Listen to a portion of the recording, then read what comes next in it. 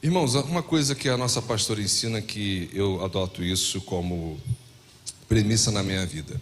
Toda vez que eu vou ouvir uma mensagem de algum pregador, algum pastor, alguma pastora que venha falar aqui em nossa igreja, ela sempre incentiva a nossa pastora Mariléia a você ter o seu caderninho de mensagens. Se você é mais da minha geração, que gosta de usar o celular, ou se você é de gostar de escrever, agora é um bom momento para você pegar o seu caderno ou o seu bloco de notas no seu celular e escrever o título da mensagem de hoje, cujo título é Sonhando os Sonhos de Deus. Não há nada mais sublime na sua vida que você possa ansiar mais. Por mais que você queira ser um médico, um advogado, um juiz, um doutor, seja qualquer que seja a profissão, o mais importante é você sonhar os sonhos de Deus para você. Não há nada mais sublime do que isso. Não há nada mais perfeito do que isso. Então, o título da mensagem de hoje é Sonhando os Sonhos de Deus. E como eu sou de uma geração que é mais lúdica, eu sempre gosto de usar o telão para falar das mensagens também. Ok? Bem, 3 coisas que você precisa saber antes de sonhar os sonhos de Deus. O diabo veio para matar, roubar e destruir.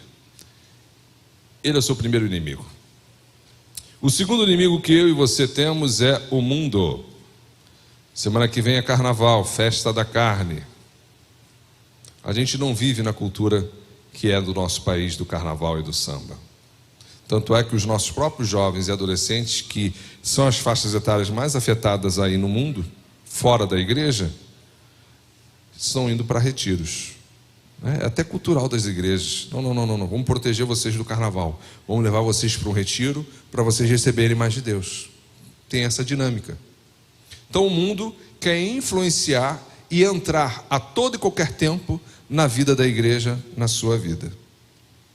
Lógico que uma coisa é você ser contextualizado. Pastor, eu gosto de comer arroz, feijão e farofa. Molho à campanha, ou molho cru, ou molho vinagrete, como alguns chamam. Você é contextualizado, você é brasileiro. Você não fala javanês, você não fala turco, não fala alemão, você fala o quê? Português.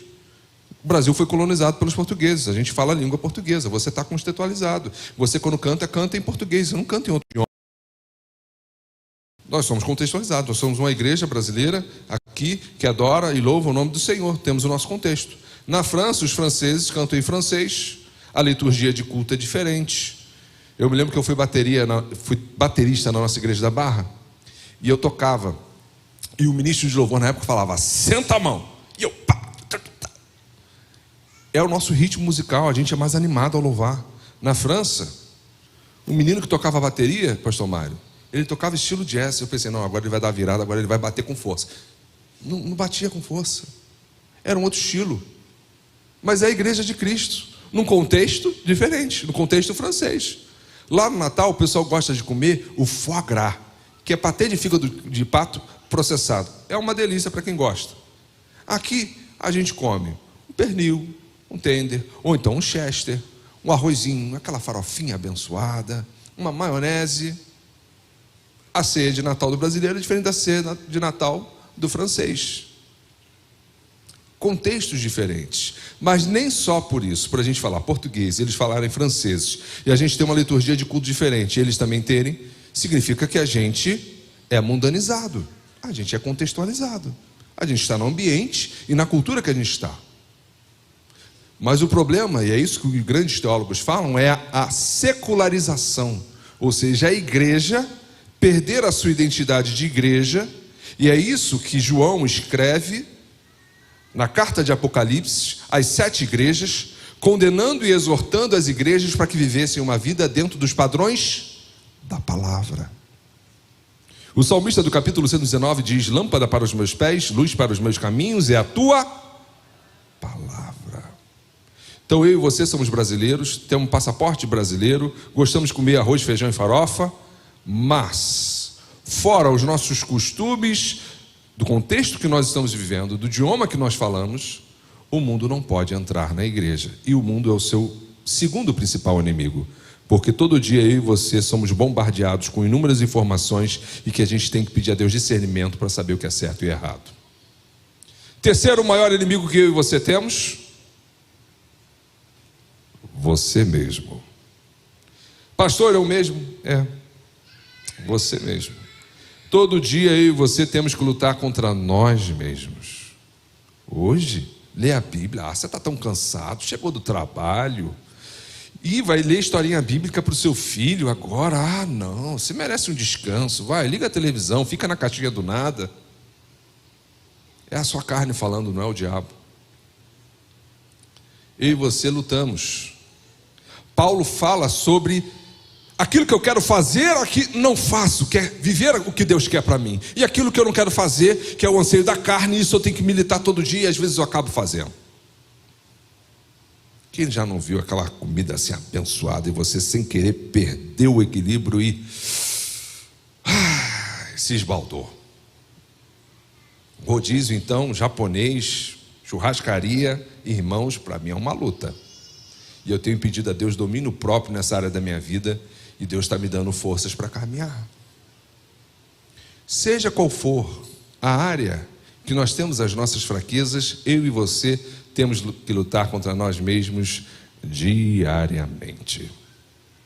3 inimigos eu e você temos, e eles têm 3 espécies de poderes, que para Deus são 3 poderes que Ele pode usar para te abençoar e você viver o que Ele tem para você.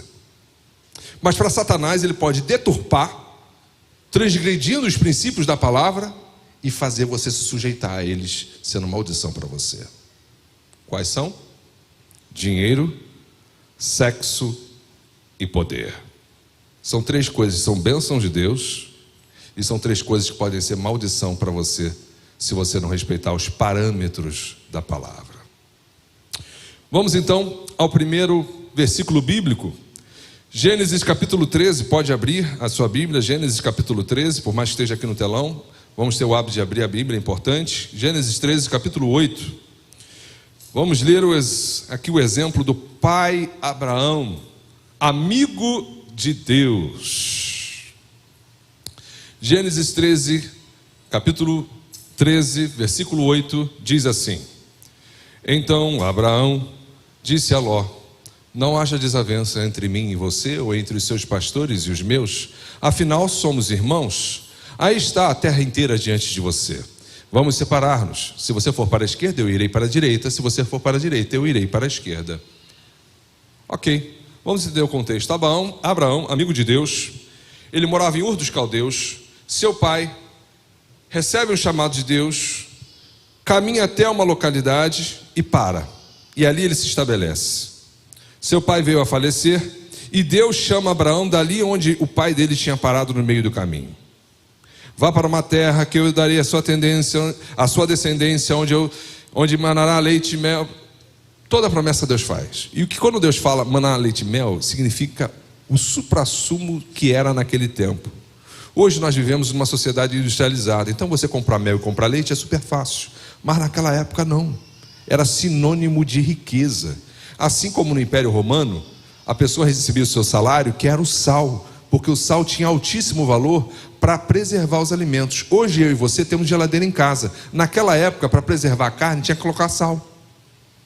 Então o contexto, às vezes a gente não entende.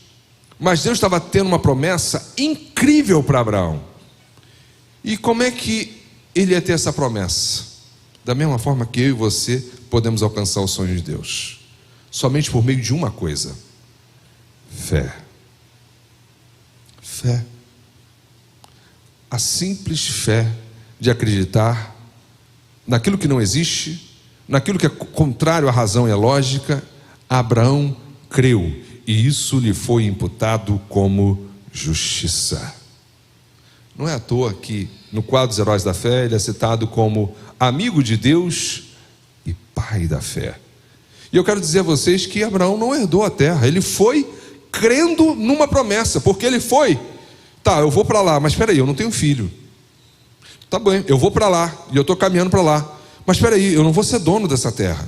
Ele não foi dono da terra, ele viveu como nômade, ele não tinha local fixo.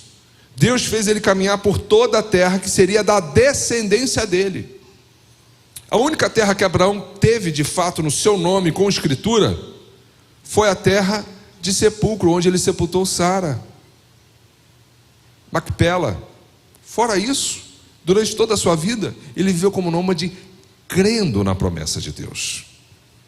Abraão tinha uma promessa, e o fato de eu e você termos uma promessa, e que Deus tem sonhos para você, eu quero dizer, irmão e irmã, você não está aqui por um acaso. Você não veio nesta manhã escantar esse banco. Se você está aqui, é que Deus tem sonhos para você. O que mais me fascina na história de Abraão é que ele era um homem submisso à autoridade. Primeira bênção de Deus para vir na sua vida é: esteja submisso à autoridade. Não há como, irmãos. Esse é um princípio inquebrável.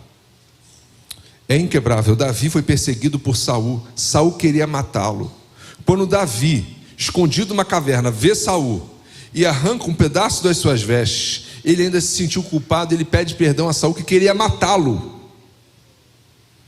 E teologicamente falando, eu creio nisso, irmãos, um dos segredos dos grandes sucessos e conquistas de Davi foi porque ele não desrespeitou esse princípio enquanto ele ainda não era rei. E olha que ele já tinha sido ungido rei. Ele já tinha sido ungido rei pelo mesmo que ungiu Saul, Samuel, amando de Deus, mas o tempo dele ainda não tinha chegado. Olha só essa figura. Está Abraão e Ló conversando. Ló tinha uma vida triste, ele tinha perdido seus pais. A promessa era sobre quem? Abraão ou Ló? A promessa era sobre quem? Abraão ou Ló? Mas Ló não estava junto com Abraão? Ló prosperou. Qual foi o motivo da briga aqui que eles tiveram que se separar? Deus tinha feito Abraão crescer tanto que a sua riqueza para o seu tempo era comparada de uma riqueza de um país. Ele era muito rico. Deus o tinha feito prosperar sobremaneira, que quando os reis os recebiam, inclusive faraós, eles ficavam impressionados com tudo que ele tinha, porque a bênção de Deus era sobre ele, não era sobre Ló. Quem chegava perante as autoridades não era Ló, era Abraão. E qual foi o problema de Ló aqui? Ló prosperou debaixo da bênção que Deus tinha dado a Abraão. Irmãos, eu e você somos tentados todos os dias a não nos subordinarmos à autoridade. No nosso trabalho, na nossa escola, perante os professores, a diretora, a coordenadora, aos nossos pais. E pior, quando você vê que a pessoa está errada, aí que dá vontade de você não se subordinar. Mas a Bíblia não diz: honra teu pai e tua mãe se eles forem bons com você. Honra teu pai e sua mãe se eles te derem presentes. Não diz. É um princípio com consequência. Se você honrar, você prolongará os seus dias na face da terra. Ló prosperou debaixo da autoridade de Abraão. E Abraão, tendo um amor como se fosse de um filho para Ló, sabendo que não era mais possível Ló acompanhá-lo devido à briga entre os pastores de Ló e os pastores de Abraão. Qual foi o problema? Eles tinham prosperado tanto, o gado deles, dos bois e vacas que eles tinham, eram tantos, que o país já não dava mais conta de ter grama para os dois, se eles ficassem no mesmo lugar. Então, Abraão, um homem com caráter, um homem com temor de Deus, ele fala: escolhe para qual lado você quer ir. E para onde você for eu não vou, porque eu quero que tudo lhe vá bem e que tudo possa transcorrer bem entre nós. Aliás, nós também somos parentes. Aquilo foi como se o coração de Abraão estivesse se rasgando ali. Tanto é que Deus dá novas promessas para ele depois desse ocorrido, viu? Ló espertamente escolhe as campinas do Jordão, onde inclusive estavam as cidades de Sodoma e Gomorra. Ele escolhe o caminho mais fácil. Quero dizer para vocês, irmãos, viver com Jesus não é o caminho da porta larga. Eu sou pastor em Monte Oreb Barra. Todo dia à noite eu passo, vejo aquelas pessoas com corpos esculturais indo para os bares ali da Olegário Maciel, que é próximo à nossa igreja. E olho, esse é o caminho da porta larga. Seguir a Deus é o caminho da porta estreita. Mas sabe qual é o nosso problema às vezes? Quando não lemos a palavra, a gente só se atém à porta. A gente se esquece o que é depois da porta. A gente, como jovem e adolescente, pensa só na porta, na renúncia, de não transar, de só ter sexo quando entrar no casamento. A gente só pensa na porta. Pensa depois da porta. Pensa depois da porta, que é a salvação e a vida eterna. Pensa depois da porta, que são as bênçãos de Deus, que são melhores do que os teus sonhos que você possa ter para si mesmo. O sonho da nossa pastora Marilé era ser médica. Ela estudou 3 vestibulares. Os que estudavam com ela passavam, mas ela não passava. Ela ensinava aqueles que passavam, mas ela não passava. Você acha que viver os sonhos de Deus é fácil? Você acha que para ter o melhor de Deus para a sua vida, que é o melhor que você possa ter na sua vida, é um caminho que não é penoso ou doloroso? Em algum momento? Não estou dizendo que Deus tem vida de deserto para você não, tá, irmão? Tá, irmã? Deus tem a terra prometida para vocês. Vida com Deus, a gente pode passar por crises, mas tem de bom ânimo, eu venci o mundo. Quem venceu o mundo? Jesus. O que Deus tem para a gente é vitória, não é vida de derrota não. A nossa pastora não passava para a medicina, o sonho dela era ser médica. Até que ela aqui, já morando em Campo Grande, na casa pastoral que hoje serve como estacionamento, ela orou a Deus: Deus, o que eu vou fazer da minha vida? Essa é uma das perguntas que todo jovem adolescente aqui faz. E eu até hoje faço, porque eu quero sonhar os sonhos de Deus. Aí ela viu, ela deitada na cama, e ela olhou para o teto, e apareceu em letras garrafais, e Deus respondeu a ela daquela forma: nutrição. E ela foi, estudou nutrição. Com a Ellen no colo, ela teve a colação de grau dela. Trabalhou na Funabem e depois se aposentou. E durante o período que ela trabalhou e estudou, foi diretora da Escola Bíblica Dominical durante mais de 20 anos na igreja. Depois que ela se aposentou, foi ministra da Ação Social da igreja. E depois se tornou pastora junto aqui ao nosso pastor em Monte Oreb. Hoje ela tem um carro de primeira linha. Ela comprou com os recursos da poupança dela. Eu olho para as amigas da pastora que cresceram com ela, que realizaram suas profissões. Nenhuma é tão próspera quanto ela. Vai entender. Sonhou os sonhos de Deus. Eu tomo isso como exemplo para mim, irmãos. Às vezes a gente quer fazer os nossos caminhos. Salomão fala em toda a sua sabedoria. A resposta certa, no livro de Provérbios, vem dos lábios do Senhor. O homem pode fazer seus planos. E não tem problema nenhum de você planejar sua vida não. De você sonhar, de conquistar sua profissão, de você exercer sua profissão. Não tem problema, Deus não é contra você sonhar. Ele só quer que os seus sonhos você coloque diante dele. Sabe o que Jesus fazia sendo filho de Deus? Orava. Orava, em todo o tempo ele orava. Ele tinha um momento para orar, ele orava. Quando não estava orando, ele estava ministrando. Ele estava com seus discípulos. Nos momentos de lazer, eu imaginava ele na casa de Maria e Marta, junto com seu amigo Lázaro, ceando, conversando, rindo.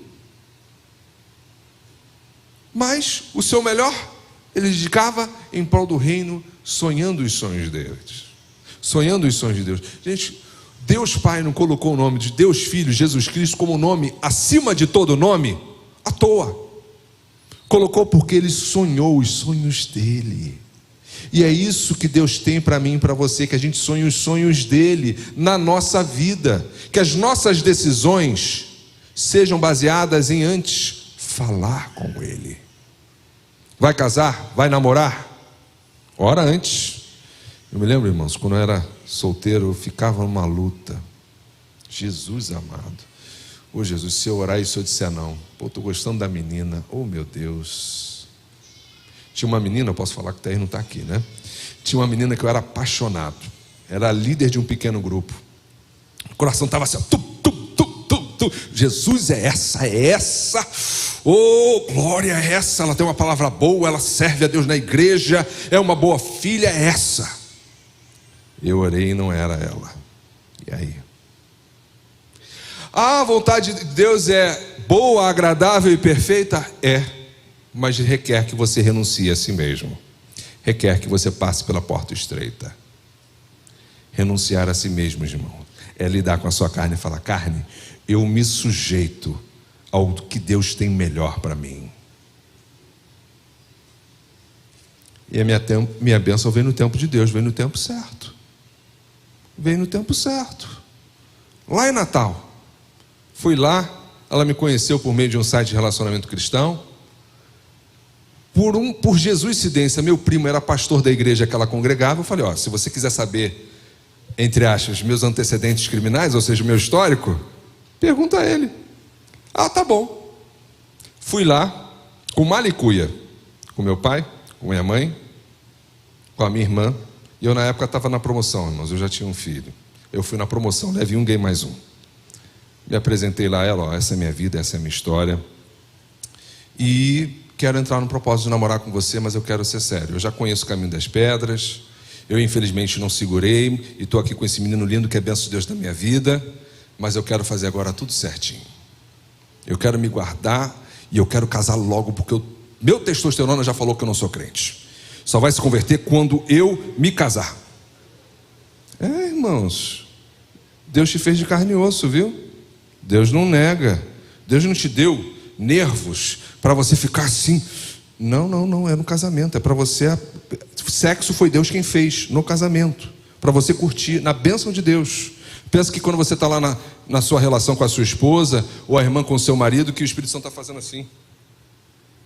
Não, foi Deus quem fez. É bênção no casamento.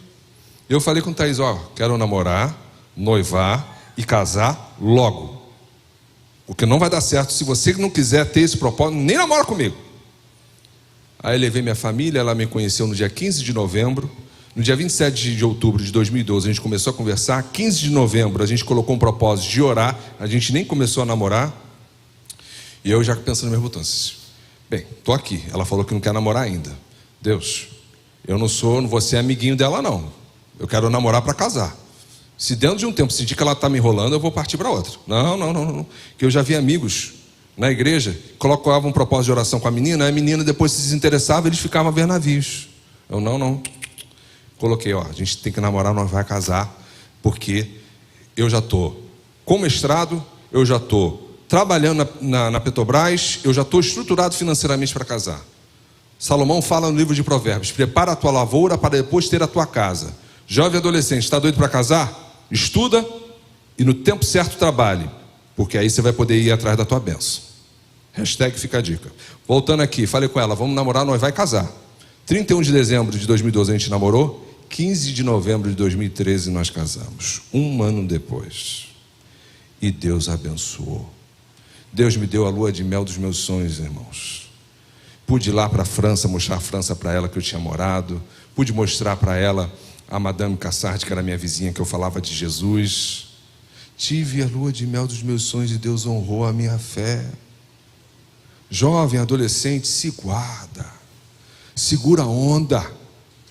Sei que o negócio esquenta. Uma vez conversando com um médico urologista, ele falou: Marcos, você sabe o que é dor de noivo? Eu falei: não. Pois é, você que é crente e que não pode transar ainda, quando você está ali naquela vontade de querer seguir adiante, você começa a sentir dores. E isso é chamado dor de noivo, porque você não pode chegar a ter a relação sexual, porque só do beijinho já pode ter. A gente tem que renunciar contra a nossa carne. A mulher também tem sua dificuldade, mas tem que dizer não, tá, irmã? Tem que dizer não. Eu sei que o varão pode ser o homem de Deus na sua vida, mas é no casamento. Deus não abre mão da sua palavra. O próprio Deus se subordina à sua palavra. O próprio Deus. Jesus fala: eu não vim revogar a lei, eu não vim acabar com a lei, mas ele estabelece um novo tempo cumprindo a lei na sua carne. Olha só que incrível. Por isso que ele é o Cordeiro Imaculado.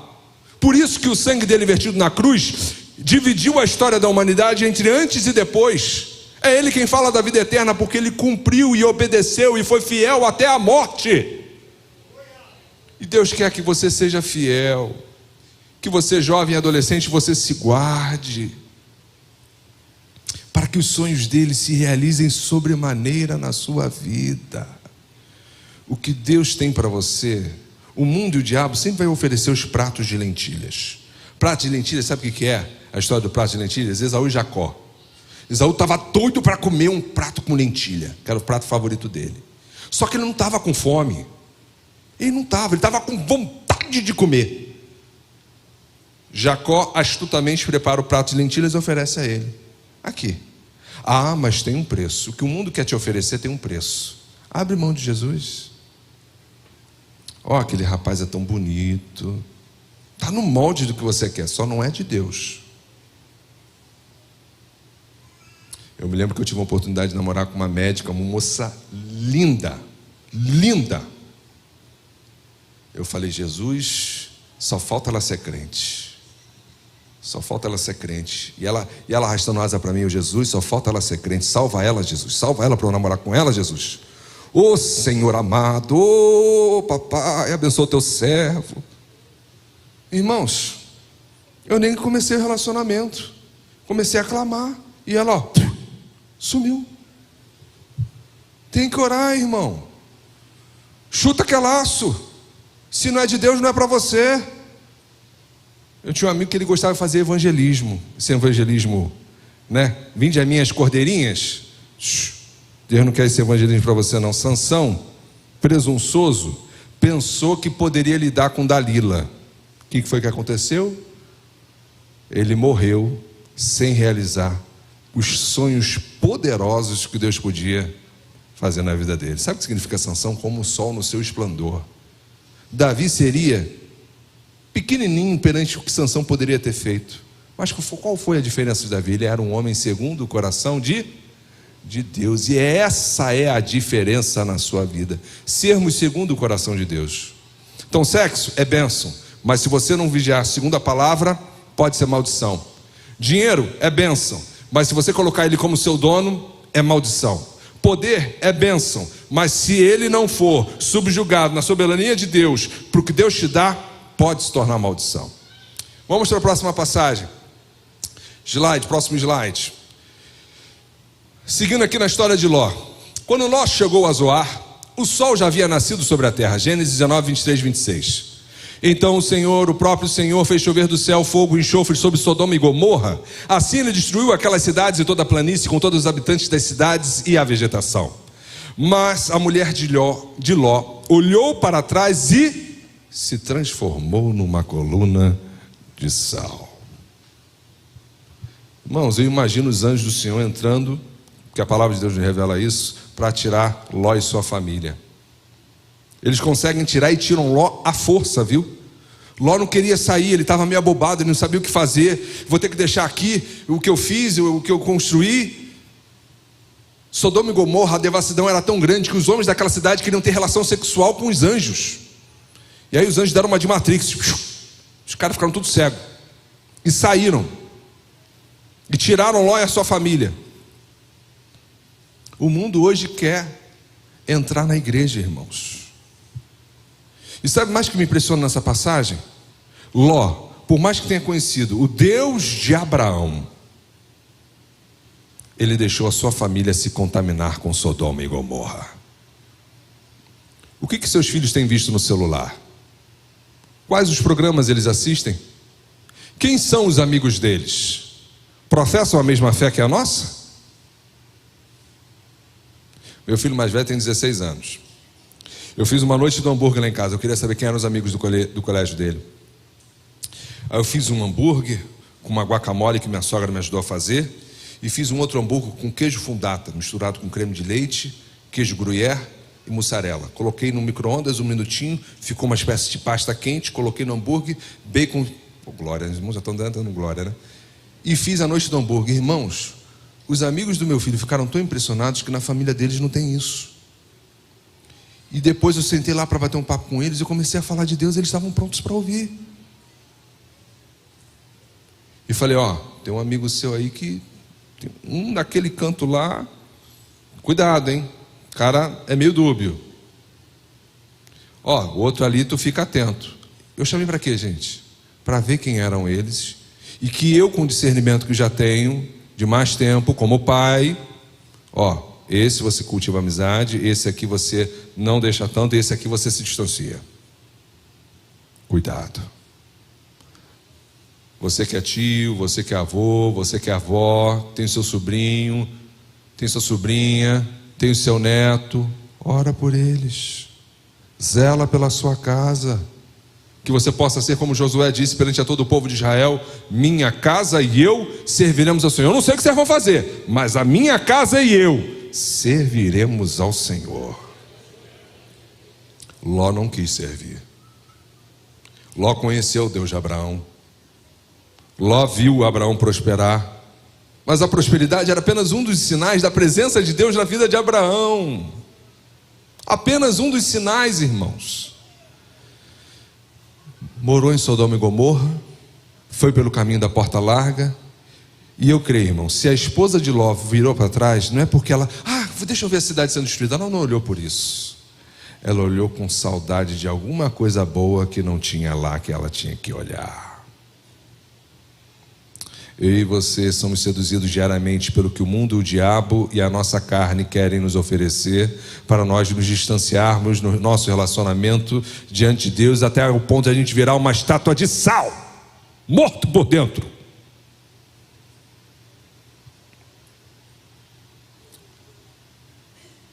Os sonhos de Deus são maiores do que os nossos, mas requer renúncia.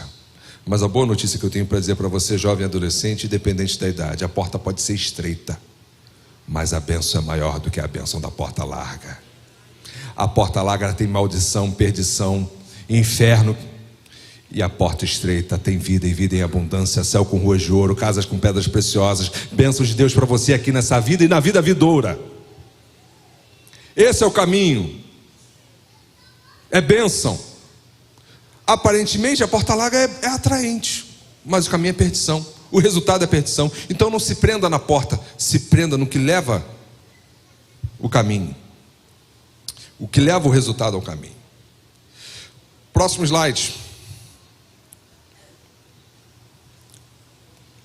Família Rockefeller, são descendentes judeus. E pode ir, próximo slide. Eles são lá dos Estados Unidos. Eles são uma família que até hoje é icônica nos Estados Unidos. E eu vou falar sobre a questão do dinheiro. Muitas das vezes eu e você somos tentados, até quando passamos por crise financeira, a nos apegarmos ao dinheiro. O dinheiro é um recurso, mas lembre-se, ele não pode ser o seu dono. Família Rockefeller é uma das famílias mais ricas das Américas, na minha opinião, uma das mais ricas que o mundo já teve. E sua fortuna estimada é de 11 bilhões de dólares hoje, tá? Depositado em fundos fiduciários espalhados aqui e ali, começando com John D. Rockefeller, o primeiro bilionário americano que ficou rico depois de fundar a Standard Oil em 1870. Standard Oil era uma empresa igual a Petrobras, como é hoje aqui, uma empresa de petróleo. A família trabalhou duro para conseguir tudo o que tinha. Por 100 anos eles acumularam e revestiram sua riqueza tão rapidamente que em 1913 o patriarca da família John D. Rockefeller, com 900 milhões, era tão rico que para cada 100 dólares da economia americana, 2 eram controlados por ele. 2% de toda a riqueza de uma nação essa família tinha. Irmãos, financeiramente e economicamente falando, isso é muito poder financeiro. Muito poder financeiro. Principalmente numa economia americana que até hoje, né, principalmente meados da década de 50 até hoje, se tornou a principal economia e locomotiva mundial. Próximo slide. Reavaliada pela inflação, a fortuna lá em 1913, de 900 milhões de dólares, daria hoje 400 bilhões de dólares, o que daria mais de 1 trilhão de reais. Olha só que incrível. Tornando o homem mais rico da história moderna. Os Rockefellers compraram e construíram prédios históricos, inclusive o 30 Rockefeller Plaza e as Torres de Chase. O Rockefeller Plaza é um dos centros, um dos ícones de Nova York, tá? Todo Natal eles eles pegam uma árvore gigante, de verdade, e colocam lá. Aqui tem uma pista de patinação de gelo e estátuas banhadas a ouro. Aí é um dos principais lugares para quem vai visitar Nova York. Foi essa família quem construiu. No filme Esqueceram de Mim em Nova York, a cena se passa nesse lugar. Na série do Disney Plus, do Gavião Arqueiro, a cena final se passa nesse lugar. É um dos ícones de Nova York e foi essa família quem construiu. E olha só o que eu acho interessante. Em 2019, os Bezos se divorciaram, eram donos da Amazon. E cada um ficou com uma fortuna só de 38 bilhões de dólares. Segue o próximo slide. Toda a fortuna Rockefeller, construída ao longo de 100 anos e 5 gerações através de altos e baixos, e a Grande Depressão, em 1929, nos Estados Unidos, não é nem um terço da nova fortuna dos Mackenzie Bezos. Agora, a Mackenzie Bezos, que se divorciou, ela é a 4ª mulher mais rica do mundo.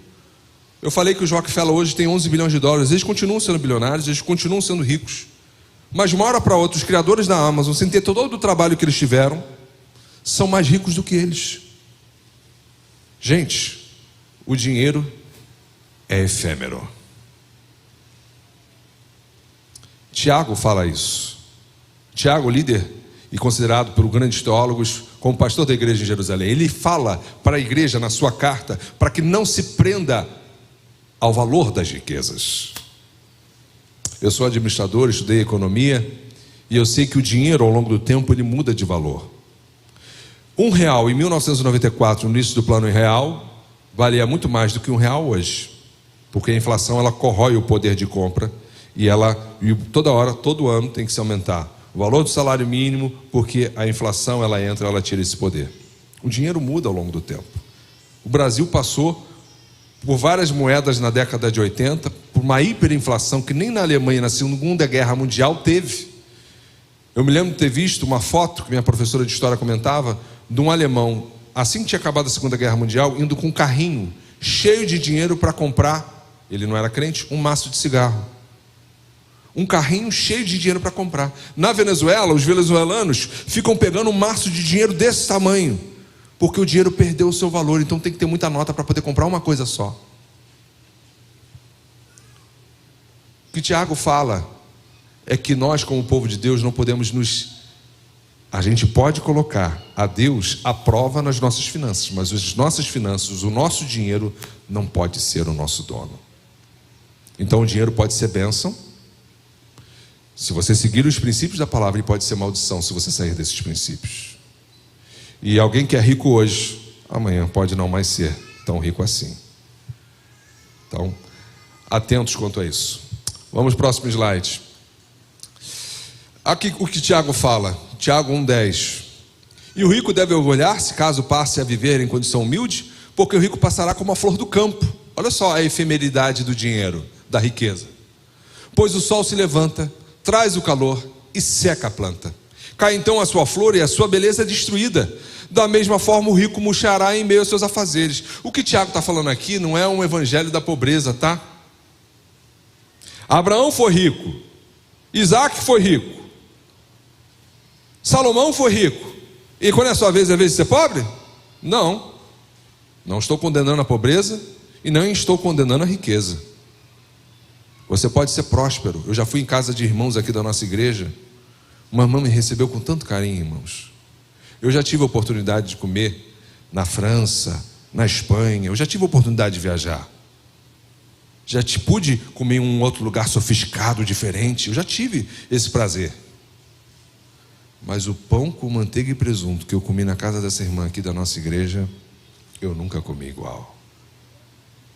E Deus pode fazer próspero, que o que você fizer vai ter um brilho diferente e que nem mesmo em Paris, a cidade de luxo, vai se ter. Entendam isso, irmãos. Ser próspero é diferente de ser rico. Ser próspero é ter fartura e nada acabar. Tem rico que não tem paz, não tem saúde. Vamos lá, vamos seguir. Sexo é um tema que tem muito tabu, mas eu quero aqui a princípio me restringir aqui em Ló. Ló, ele sai, sua esposa vira sal e ele chega vivo no lugar que os anjos tinham determinados, para que dali ele seguisse a sua vida, ele e suas filhas. Só que o problema da mundanização, da secularização, é quando o mundo quer entrar na igreja e alguns deixam o mundo entrar na sua vida. As filhas de Ló, sem o temor de Deus, ignorando o que Deus tinha feito na vida de Abraão, do Deus de Abraão, que é o nosso Deus, que é o Deus de Israel, se relacionam com o pai pensando que o mundo tinha acabado. Olha a falta de temor e de discernimento. E tem relação com o pai, e com isso elas produzem os filhos, que depois são pais de duas nações que se tornaram inimigas do povo de Israel. Elas se deixaram se contaminar por Sodoma e Gomorra. Sexo é bênção de Deus. Eu imagino Adão caminhando no jardim. Primeira função que Deus deu para o homem, na minha opinião, foi de administrador. Olha só, você vai administrar esse jardim. Vai lá, fala lá para o pássaro, fala lá para o leão, fala lá para todos os seres. Você vai organizar e vai dar nome a cada um e você vai administrar esse jardim. Primeira função que Deus deu para o homem foi de governo. E o homem exerceu à risca o que Deus pediu. Está lá ele caminhando, cumprindo suas funções, exercendo suas obrigações, conversando com Deus diariamente no entardecer. Mas Deus, que sonda e conhece os nossos corações, viu que um homem estava só. O homem não sabia que estava só, mas o homem sentia algo que está faltando alguma coisa, eu não sei, eu já me relaciono com Deus, eu já exerço minhas funções, mas está faltando uma coisa, eu não sei o que é. A vida que segue. Mas Deus viu. Irmãos, deixa eu falar uma coisa para vocês. Viver no Evangelho é a porta estreita, mas o nosso Deus, Ele é bom. Os 10 mandamentos que Deus deu para Moisés no deserto foi uma declaração de amor de Deus para o povo de Israel, para que eles pudessem viver uma vida feliz. Honra teu pai e tua mãe, para que se prolonguem os seus dias na terra. Não cobiçarás, não furtarás, não adulterarás. O que Deus está falando? Olha, viva uma vida sadia. E esse aqui é o caminho, porque sou eu quem sou o seu Criador e estou dizendo qual é o caminho que você tem que seguir. E Deus olhou para o homem, fez ele adormecer. Da melhor parte da costela, Ele fez a vocês, amadas irmãs. O homem olha e na hora ele fica maravilhado e diz: carne da minha carne, ossos dos meus ossos. E ali eles se completam. Daí nasce o maior projeto de Deus, que é a família. Deus sabia da necessidade de Adão. Deus sabe das suas necessidades. O que você tem que fazer é, por meio das suas petições e súplicas, por meio das suas orações, que você fale com Ele. Deus não quer você, varão abençoado, acordado de barraca levantada e falando: Jesus, eu estou doido para casar. E vai falar: não, você vai sofrer. Nosso Deus não é assim não, irmãos. Meus primos, eles eram fogo na roupa quando eram adolescentes. Mas quando eles mudaram e se converteram, rapidinho Deus mandou a bênção para eles. Que Deus sabia que eles não iam aguentar muito tempo. Tem que orar. Você jovem, você rapaz, saiba que você, no seu lar, você vai ser o provedor. Isso é proteção para a mulher. Estuda. Pastor, eu não sou muito bom com os estudos. Eu também não era. Mas comecei a ter ideia para empreender. E não era um aluno excelente, mas tinha uma visão prática. E Deus me abençoou. Consegui estudar lá fora, consegui trabalhar num lugar bom e casei. Tá doido para furunfar? Casa. Trabalha antes. Monta a sua vida. Constrói sua lavoura. Para depois ter sua família. Ter sua esposinha, sua costelinha. Na medida certa, como você está pedindo para Deus. É assim que a gente sonha os sonhos de Deus, irmãos. Obedecendo a palavra. É assim, não tem outro caminho, irmãos. Não tem meio termo. Vida no Evangelho, lamento lhe dizer, não tem atalhos. Mas se você estiver disposto a viver, e eu sei que você está, Deus vai honrar a sua fé. Deus vai fazer maravilhas que os outros vão olhar para você e vão falar: Deus tem uma bênção na vida dele. Meus primos faziam bullying comigo, me chamavam de feio, tinham tudo inveja de mim, irmãos. Hoje eles falam: caramba, Marco, tu só tem filho bonito, cara. É a bênção de Deus na minha vida. Deus está doido para te abençoar, irmão. Deus está doido para lhe abençoar, irmã.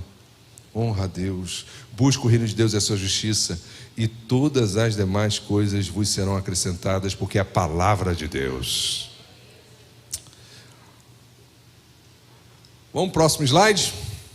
Isso vale tanto para os solteiros quanto para os casados. Olha só que Jó, que foi um dos homens mais ricos do seu tempo e que Deus amava, olha só o que ele fala. Jó 31:1: Fiz acordo com meus olhos de não olhar com cobiça para as moças. Isso vale para os casados e para os solteiros. Não estou falando que o irmão vai ficar encabulado ao conversar com uma irmã da igreja, seja o que for. Estou falando com um olhar de desnudar. E Jó, ele fala: olha, eu tenho tudo aqui Deus me deu, mas eu sei, pelo temor que eu tenho à palavra de Deus, pelo relacionamento que eu tenho com Deus, que eu não posso fazer isso, porque isso desagrada a Deus. Aí a gente fala: poxa, os homens, né, no olhar. E você, amada irmã? A quem você tem dado ouvidos? Eva deu ouvido à serpente, e com isso o pecado entrou. Você tem que tomar cuidado com o que você ouve, com o que você deixa se influenciar. Tive uma irmã da igreja, que a família pastoral deu orientação.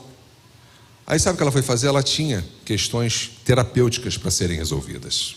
Ela tinha traumas que ela tinha vivenciado ao longo da vida, da trajetória dela. E ela foi procurar um terapeuta. Sabe o que ela fez? Foi para um terapeuta homossexual. Destruiu o casamento dela. Ela chutou o pé da barraca, enfiou o pé na jaca. Os filhos ficaram com picos de pressão, o marido também. Ela destruiu a casa dela, porque ela deu ouvidos a quem não devia. Os homens é pelos olhos, a mulher é pelos ouvidos. A quem você ouve? Ah, pastor, eu passo dificuldade com meu marido. Ora por ele. Irmãos, eu cresci nessa igreja. Eu vi irmãs que eu sabia só de olhar que o casamento não estava bem. Mas eu vi irmãs que colocaram o joelho no chão, que jejuaram, que oraram, e que Deus deu um marido novo. Deu um marido novo, pastor? Sim. O que era, Deus melhorou. O cara ficou zero bala, mais bonito, mais bem asseado e participativo na igreja, ajudando. Deu um marido novinho. O mesmo que era, Deus melhorou. É orar. Pastor, eu passo uma luta com a minha esposa. Ora. Pede a Deus: Deus, me ajuda no que eu tenho que melhorar, e ajuda a minha esposa. Casamento é projeto de Deus, meus irmãos. Casamento é projeto de Deus. Não é à toa que a gente tem um ministério de casais aqui na nossa igreja, que é o ministério que acolhe os casais da nossa igreja. Nós temos pessoas que dão gabinete, que ajudam a equipe pastoral da igreja. Procura ajuda se você estiver precisando de ajuda. Aqui é a igreja, ombro a ombro. Ninguém aqui é perfeito não, mas a gente segue o quê? No temor do Senhor, que é o princípio de todo saber. Próximo slide. Poder. Muita gente pensa poder, pensa na crise que o nosso país vive de tempos em tempos de corrupção. A corrupção realmente é um dos graves problemas que assola o nosso país, faz a gente ter uma saúde precária frente ao que poderíamos ter, e dentre tantos outros benefícios. Mas eu quero trazer aqui a passagem de Salomão, que eu acho incrível. Pode ir, próximo slide. Vamos lá, isso é importante para todas as idades, hein? Em Gibeon o Senhor apareceu, 1 Reis 3, 5, 14. Em Gibeon o Senhor apareceu a Salomão num sonho à noite e lhe disse: peça-me o que quiser e eu darei a você. Salomão respondeu: tu foste muito bondoso para com teu servo, meu pai Davi, pois ele foi fiel a ti e foi justo e reto de coração. Tu mantiveste grande bondade para com ele e lhe deste um filho que hoje se assenta no seu trono. Agora, Senhor, meu Deus, fizeste o teu servo reinar em lugar de meu pai Davi. Mas eu não passo de um jovem e não sei o que fazer.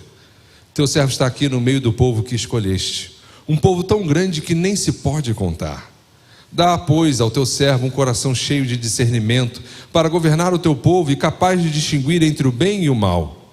Pois quem pode governar este grande povo? Próximo slide. Mídia. O pedido que Salomão fez agradou o Senhor. Por isso Deus lhe disse: já que você pediu isso, e não uma vida longa, nem riqueza, nem pediu a morte dos seus inimigos, mas discernimento para ministrar a justiça, farei o que você pediu. Eu darei a você um coração sábio e capaz de discernir, de modo que nunca houve nem haverá ninguém como você.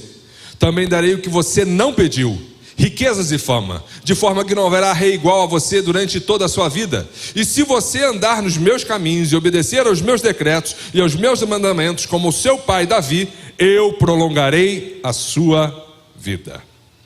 Poder. Deus quer te dar poder. Pastor? Mas o que ele fala no final aqui? Se obedecer aos meus decretos e mandamentos, ele ainda vai prolongar nossa vida. O homem que mais governou o Brasil, Dom Pedro II, ele era um exímio conhecedor das Sagradas Escrituras. E ele seguiu um princípio que Salomão fala no livro de Provérbios. Ele ajudava o pobre e o necessitado, além de administrar as questões de governo. Eu estive lá no Palácio em Petrópolis, né, cidade que foi assolada, até nós estamos fazendo uma ação social. Eu pude ver o palácio, e eu pude ver uma história que falava lá do palácio, que o imperador ele descia às cidades vizinhas para abençoar o povo, para ajudar financeiramente o povo. Salomão, em sua sabedoria, fala que o rei e o governador, eles devem ter um olhar humilde para com o próximo, porque se eles seguirem esse princípio, Deus prolongará o seu governo. Dom Pedro II foi o homem que mais governou o Brasil até hoje, 40 anos de império. Poder. Minha esposa, ela tinha um amigo, rapaz talentosíssimo, um jovem. Ele até me ajudou uma vez aqui na igreja num projeto, rapaz brilhante. E ele veio se abrir com a gente, ele veio fazer um desabafo. Poxa, Thaís, a minha vida, eu sonho em ser professor universitário, e eu estou servindo na casa do Senhor, mas eu não sinto Deus responder. E ele desabafou ali. A gente que é jovem, a gente tem ânsia de querer conquistar as coisas. Isso é natural, isso é natural. Aí ele abriu o coração, a gente ali, ouviu, conversou com ele. E tempos depois, Deus abençoou, ele passou no concurso público para ser professor de uma universidade estadual. A gente ficou feliz, a gente parabenizou a ele. Era um rapaz que servia na igreja. Aí entrou para esse mundo universitário. Tempos depois, olhei o Facebook dele, pastor, a pastora, eu, os líderes daquele igreja, a gente olha o Facebook, tá, gente? Assim como vocês também olham os nossos. Aí ele fala, simpósio das religiões afro, ele lá vestido, junto com os alunos. Apostatou da fé. Deus não quer te dar poder para que você seja escândalo para o evangelho, irmãos. Agora, Deus não quer que você viva uma vida, Deus quer te dar poder, como deu para Salomão. Teve Jó que foi rico, teve Abraão que foi rico, teve Salomão que foi rico, quando chegou a sua vez é atestado de pobreza? Que isso? Deus quer te fazer rico, Deus quer te fazer influente no meio que você está, no seu trabalho, você exercendo sua função como chefe de família, tomador de decisões, a sua esposa ao seu lado como coluna do lar. O problema não é o poder, o problema está em quem recebe poder. Não tem aquele ditado popular que diz, quer conhecer alguém, dá poder? Salomão teve muito poder, irmãos. Ele fez com tanta proeza e humildade de coração diante de Deus, que todos na sua nação tinham a sua casa, mais um latifúndio para poderem produzir até a sua horta. A riqueza era tamanha que todas as pessoas tinham autonomia financeira. A prosperidade era tamanha que a prata em Jerusalém era como as ervas daninhas do campo, não tinha valor. Eu creio, como alguns pastores do nosso Brasil, que está para vir um tempo de grande prosperidade sobre o nosso país. Mas nós, como povo de Deus, que já somos o alicerce dessa nação, nós precisamos estar tementes a Deus e não nos envaidecermos com dinheiro e com poder. Deus quer que você seja bênção. Deus quer que você seja um homem segundo e uma mulher segundo o coração de Deus, assim como Davi foi. E quando o cego Bartimeu olha para Jesus Cristo, nosso Senhor e Salvador, fala, Jesus Cristo, filho de Davi. O que significava Davi? Realeza, caráter. Tem bênção que Deus segura na nossa vida. Opa, não está amadurecido ainda. Essa irmã não pode receber agora, porque senão não vai ser bênção. Eu tive uma amiga que cresceu comigo na igreja, Deus abençoou ela no concurso e depois ela também apostatou da fé. E uma das coisas que eu mais oro, Senhor, quando o Senhor me abençoar sobremaneira, eu quero ser como Salomão e Davi, como o rei Davi. Quero te adorar. Minha alma canta a ti, Senhor, em adoração. É Ele que é o nosso autor e consumador na nossa fé. Dinheiro e poder Deus tem para você. Vida sexual para com a sua esposa, e você, amada irmã, para com o seu marido, e você, irmão, para com a sua amada esposa. Sim, é bênção, é para ser usufruído.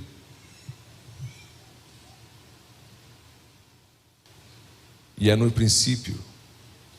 Salomão, Provérbios 1:7 diz: o temor ao Senhor é o princípio do saber, mas os loucos desprezam a sabedoria e o ensino. O que eu quero trazer aqui, que é para os irmãos: sonhar os sonhos de Deus é buscar o seu reino e a sua justiça, para que todas as demais coisas vos sejam acrescentadas. Vamos ficar de pé.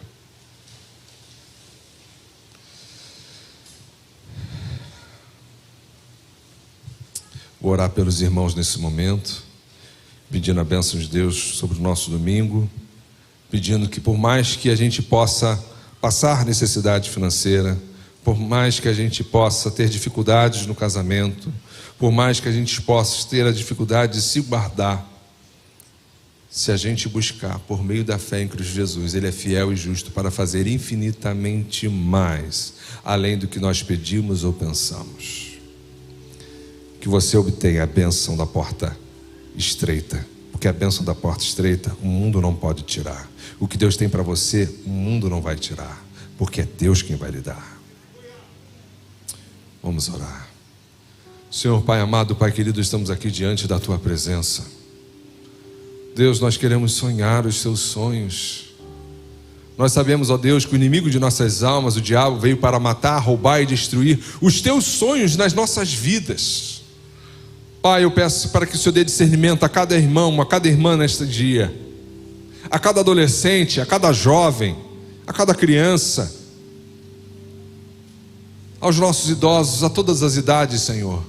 Pois enquanto estivermos respirando o fôlego de vida que o Senhor nos deu, o Senhor tem sonhos para nós. Eu te clamo, ó Deus, não deixe o inimigo nos seduzir com o dinheiro, o sexo e o poder. Antes, ó Pai, dá-nos domínio próprio, para que possamos governar as nossas vidas, as nossas emoções, e que o dinheiro e o sexo e o poder que o Senhor nos der na Tua bênção, conforme a Tua palavra, possa nos fazer prosperar e caminhar rumo a cada sonho, promessa e conquista que o Senhor tem para nós. Abençoe as nossas famílias, guarda os nossos filhos, Senhor, contra todo o bombardeio de Satanás, seja na escola, seja na palma da mão num celular.